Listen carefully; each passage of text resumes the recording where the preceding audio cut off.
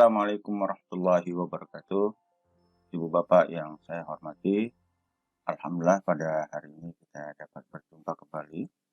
Dan dalam kesempatan yang berbahagia ini, izinkan saya untuk menyampaikan beberapa materi yang mudah-mudahan dapat membantu Ibu Bapak dalam melaksanakan aktivitas atau proses belajar atau mengajar di LMS. Hari ini kita akan belajar bersama bagaimana untuk men-setting tugas mahasiswa di LMS. Baik, langkah pertama yang harus kita lakukan adalah login ke akun kita, kemudian kita masuk ke mata kuliah yang kita akan berikan penugasan kepada mahasiswa. Untuk penambahan tugas, kita harus mengaktifkan mode ubah atau mode edit di akun kita. Nah, itu posisinya di atas. Kemudian kita aktifkan, di-on-kan hingga nanti muncul tanda seperti pensil. Nah, kemudian kita pilih di mana kita akan meletakkan penugasan itu, apakah di topik 1, topik 2, topik 3. Dalam kesempatan ini saya akan berfokus pada bagaimana kita menampilkan penugasan pada mahasiswa. Contoh adalah topik 1, kita akan berikan sebuah penugasan kepada mahasiswa. Maka yang harus kita lakukan adalah menambah kolom tugas di topik 1. Caranya adalah kita add an activity or resource ini hingga nanti tampil layar berikut. Nah, kita pilih di kolom activities. Di sini ada namanya assignment. Jadi paling atas ini ada. Kemudian kita klik, kemudian kita add. Nah, kemudian kita akan coba berikan informasi tentang penugasan ini. Ini pertama adalah penamaan. Di sini kita ambil contoh mengasih tugas, misalnya individu 1. Nah, kemudian pada kolom deskripsi ini yang cukup penting karena ini akan menjadi semacam petunjuk bagi mahasiswa tentang kriteria serta batasan penugasan. Yang harus kita tulis adalah pertama, kriteria tugas.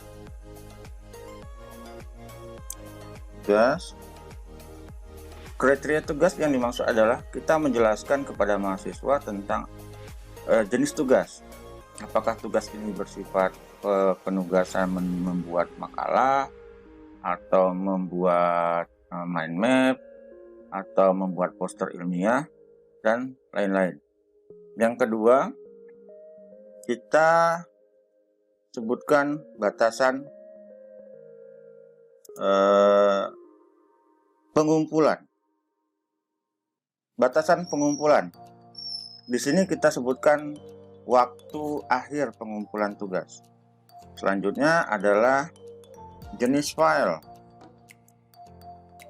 Jenis file yang bisa di-upload atau diunggah di LMS. Jenisnya misalnya PDF, bisa PPT, bisa Word, bisa link. Nah, bila kriteria ini atau bila di deskripsi ini sudah kita buat untuk menjadi panduan bagi mahasiswa, jangan lupa di klik display. Kemudian nanti bila tugas itu berupa tanggapan atau respon yang harus dibuat oleh mahasiswa. Misalnya mereka diminta untuk membuat resume sebuah buku. Ini bukunya kita bisa masukkan di sini. Kemudian nanti mereka baca, atau bisa juga tidak bisa masukkan file, tapi bisa tulis di sini. Kita masukkan linknya, kemudian mereka baca. Oke. Yang selanjutnya adalah waktu. Waktu misalnya di awal, kapan kita akan memulai tugas ini? Kalaupun Bapak Ibu rencana penugasannya di pekan depan, ya settingnya kita bisa tentukan. Misalnya kalau sekarang di tanggal 14, misalnya saya mau setting di tanggal 21, penugasannya di pekan depan, karena nanti pekan depan kita tulis tanggal 21, dan ini baru bisa diakses oleh mahasiswa pada tanggal 21. Kalau mau hari ini ya maka pemilihan tanggalnya pada hari ini. Ada dua istilah yang menunjukkan batas akhir pengumpulan, yaitu due date sama cut off date. Fungsi keduanya berbeda. Kalau due date ini terkait batas waktu yang diberikan kepada mahasiswa, yaitu batas waktu pengumpulan. Tetapi ketika batas waktu itu terlampaui, dilewati, mahasiswa masih bisa mengirim, tetapi status pengirimannya atau status datanya adalah terlambat. Adapun cut off date ini adalah batas waktu yang tidak ada toleransinya. Jadi ketika dia sudah melampaui batas waktu yang sudah ditentukan, maka nanti mahasiswa tidak bisa mengakses dan mengirimkan tugasnya. Kemudian ini remind me to grade ini kalau kita menginginkan sistem memberikan semacam notifikasi kepada kita untuk melakukan penilaian. Jadi nanti setelah masa akhir tugas sudah dikumpulkan, kemudian kita nanti akan diingatkan oleh sistem untuk memberi penilaian. Kalau Bapak Ibu menginginkan itu, maka nanti Bapak Ibu tinggal klik enable ini. Kalau enggak, ya enable-nya dinonaktifkan. Artinya tidak ada remind dari sistem. Ya, Bapak Ibu sudah tahu bahwa setelah tanggal 5 akan melakukan penilaian terhadap tugas mahasiswa. Masa tugas ini apakah akan ditampilkan di layar mahasiswa? Maka akan bisa ditampilkan ketika kita sudah mengklik always show description ini. Jadi ini nanti akan tampil di layar mahasiswa sebagai pengingat, dan sebaiknya ini memang dicentang. Terus kemudian bagaimana jenis tugas, submission type ini tentang file jenis tugasnya. Kalau berupa file, maka nanti kita centang yang file submission. Kalau berupa link saja atau berupa respon cepat tulisan saja, maka bisa di online text. Kalau penugasannya berupa file, maka diklik file ini, kemudian kita nanti bisa setting batas maksimal jumlah kapasitas filenya. Misalnya kita ambil yang paling maksimal 16 MB-nya. Sehingga nanti mahasiswa bisa mengirim filenya tidak boleh lebih dari 16 MB. Kalau video, saya sarankan tidak usah dibentukkan file, tetapi dimasukkan di online text saja. Jadi nanti di layar mahasiswa itu mereka tinggal menuliskan linknya saja di dalam penugasannya, tidak berupa file. Kemudian misalnya berapa jenis file yang ingin dikirim setiap kali pengiriman tugas, bisa 2, bisa 3, bisa lebih dari itu. Tapi kalau misalnya berupa makalah, berupa mind map, ya saya biasanya hanya memberikan batasan 1 file saja. Jadi mereka tidak ada alternatif 1 file, 2 file. Jadi misalnya cuma 1 file ketika sekali pengiriman. Kemudian jenis file yang kita perkenankan untuk di-upload atau diterima. Nah, di sini banyak sekali, bisa berupa streaming media, bisa image foto, bisa berupa dokumen. Kalau dokumen, maka nanti kita klik dokumen file ini, kemudian jenisnya apa. Kalau misalnya kita hanya menerima bentuk file PDF, maka kita centang PDF-nya. Kemudian kalau kita menerima berupa Word, maka bisa kita centang Word. Kemudian kita jangan lupa untuk men-save change-nya. Nah, setelah itu kita masuk kepada sisi feedback. Feedback ini komentar ya. Kalau teman-teman ingin Bapak Ibu memberikan komentar dari hasil unggahan mahasiswa, itu bisa feedbacknya berupa komen, note PDF, bisa di PDF-nya kita bisa kasihkan macam oretan di situ. Nah, setelah itu bisa juga feedback file. Tapi biasanya menggunakan feedback komen. Jadi langsung kita ketik di sana tentang apa komentar kita, tanggapan kita terhadap tugas mahasiswa. Kemudian tentang submission setting, bila kita memberikan kesempatan kepada mahasiswa untuk misalnya 2 kali pengiriman, atau misalnya ada perbaikan setelah mereka mengirim, terus kita minta untuk mereka sesi memperbaiki apa yang sudah kita berikan catatan, terus kita beri kesempatan mereka untuk memperbaiki lagi, maka ini di attempt reopen ini kita buka bisa manually. Kemudian kalau manually itu artinya kita yang memberikan kesempatan kepada mahasiswa untuk memperbaiki tulisannya, maka nanti yang memberikan kesempatan untuk perbaikan atau sesi perbaikan lagi di tugas yang sama itu adalah dosen. Kalau automatically until pass ini artinya ketika mereka tidak sesuai grade passnya, maka nanti terbuka lagi peluang untuk mereka mengirim ulang. Jadi kolom untuk pengiriman itu akan selalu buka sampai nanti mereka lolos selesai, atau sampai mereka memenuhi grade passnya, batas minimum kelulusannya. Nah, biasanya saya menggunakan manually. Kemudian maksimum attempt itu, ini kesempatan ada berapa kali kita kasih mereka untuk mengirim. Misalnya 2 kali. Pada kesempatan pertama ada beberapa mahasiswa yang gagal memenuhi standar, kemudian kita berikan mereka kesempatan kedua. Kemudian notification ini biasanya untuk dosen. Kalau misalnya ada file yang masuk, kemudian nanti kita akan diingatkan lewat email kita, ada tugas mahasiswa. Tapi ini jarang dipakai karena jumlah mahasiswa, kalau jumlah kelasnya besar berarti nanti setiap mahasiswa mengumpulkan tugas, berarti nanti akan ada banyak notifikasi yang masuk ke email kita. Nah, kalau misalnya Bapak Ibu berkenan misalnya selalu minta diingatkan, ya nggak apa-apa jumlahnya, maka nanti akan diingatkan, oh ada mahasiswa A masuk B. Nah, kalau misalnya tidak ingin, cukup misalnya diingatkan oleh waktunya sekarang untuk menilai karena mahasiswa sudah batas akhir pengumpulan sudah selesai, ya nanti bisa settingnya di sini, di atas ini. Nah, di sini remind, bisa diingatkan di sini, remind me to grade by tanggal. Kemudian grade ini terkait penilaian. Kalau Bapak Ibu ingin memberikan penilaian kepada mahasiswa terhadap tugas yang mereka unggah, maka tipenya bisa berupa skala, bisa berupa poin. Kalau poin berarti nanti kita berikan berapa angka yang akan kita kasih, bisa puluhan, bisa satuan.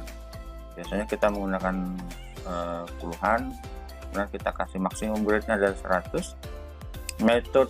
Grading method ini tipe penilaian. Ada yang simply direct grading, ini artinya manual saja, kita kasih nilai mahasiswa langsung 70, 80, ya langsung diketik di situ langsung, tanpa ada panduan. Nah, kalau misalnya pakai rubrik, nanti ada panduannya. Lain waktu kita akan kasihkan bagaimana membuat rubrik penilaian, sehingga nanti ketika kita memberikan penilaian kepada hasil kerja mahasiswa, maka nanti itu sudah langsung rata penilaiannya karena memiliki standar yang sama. Baik, kemudian kita masuk pada grade to pass. Grade to pass itu adalah nilai minimum yang harus dilewati oleh mahasiswa. Misalnya di sini kita kasih nilai 70.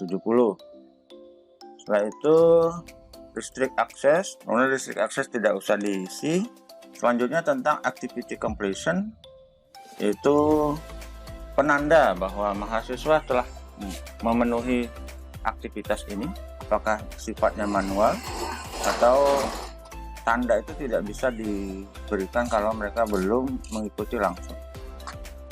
Kita pilih show activity as complete when conditions are met. Ini menunjukkan bahwa nanti di akun mahasiswa akan tampil bahwa penugasan ini telah selesai atau rampung mereka lakukan ketika mereka sudah selesai mengumpulkan. Jadi nanti ada tanda biru di setiap unsur kegiatan. Nah, tanda biru itu tidak bisa manual.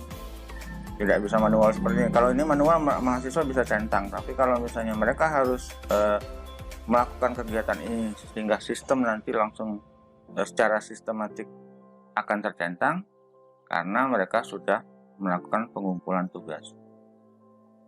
Oke, setelah itu kita save and display. Baik, setelah nanti kita save setting penyerahan atau setting tugas, maka nanti akan muncul di layar Bapak Ibu itu tentang tugas yang sudah kita buat tadi, misalnya nama tugas, kemudian ada deskripsi tugas. Setelah itu nanti di sini ada informasi tentang jumlah partisipan atau jumlah mahasiswa. Kemudian di sini ada file yang dikumpulkan, submitted-nya. Kemudian ada nanti file yang sekiranya sudah dikumpulkan mahasiswa dan membutuhkan penilaian. Setelah itu ada keterangan tentang due date, batas waktu penyerahan, yaitu pada tanggal 28 September 2021 pada jam 10.14. Kemudian nanti di situ akan tertera berapa hari sisa penugasan. Baik, saya akan ambilkan contoh dari kelas yang sudah berjalan dan memiliki tugas individu untuk mahasiswa. Baik Bapak Ibu, ini adalah contoh dari tugas individu yang diberikan kepada mahasiswa di mata kuliah pengantar linguistik. Pertama adalah tugas berupa membuat mind map. Materinya terambil dari materi 1 yang kemudian diminta untuk dibuatkan mind map. Kemudian ada ketentuan tugas diunggah melalui LMS dengan tipe ekstensinya adalah PDF, boleh PDF, boleh PNG atau gambar, boleh berekstensi JPEG juga. Kemudian batas waktunya dan pengumpulan pada tanggal 11 September 2021 sampai pukul 15 WIB atau jam 3 sore. Kemudian ada keterangan tidak ada tugas susulan atau pengganti. Di sini sebutkan juga kriteria dan kesempatan pengirim maksimal 2 kali bila menginginkan perbaikan nilai.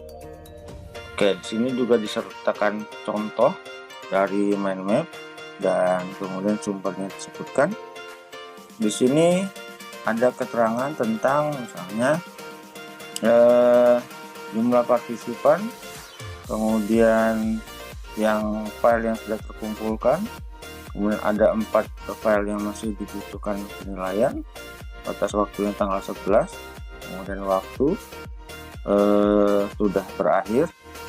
Kemudian cara melihat tugasnya adalah kita klik view all submission. Nah, ini tampilan nilai mahasiswa yang sudah dinilai. Ini ada yang sudah dinilai, kemudian ada juga yang terlambat. Nah, di sini disertakan ada mahasiswa yang terlambat 7 jam 4 menit, tapi sudah dinilai, tetap dinilai. Kemudian ada yang terlambat 1 hari 6 jam, belum dinilai dan akan segera dinilai. Ini adalah tampilan keseluruhan. Nah, kalau misalnya kelas, nanti kita bisa bagi, kita klasifikasi, kelompokkan kelasnya dengan mengklik separate group ini. Mengklik kelas A saja, makanya akan tampil ada kelas A saja.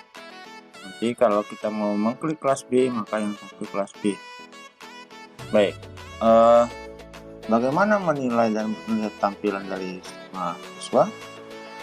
Kita kembali ke sini, tampilan tugas, kemudian kita grade, klik grade ini.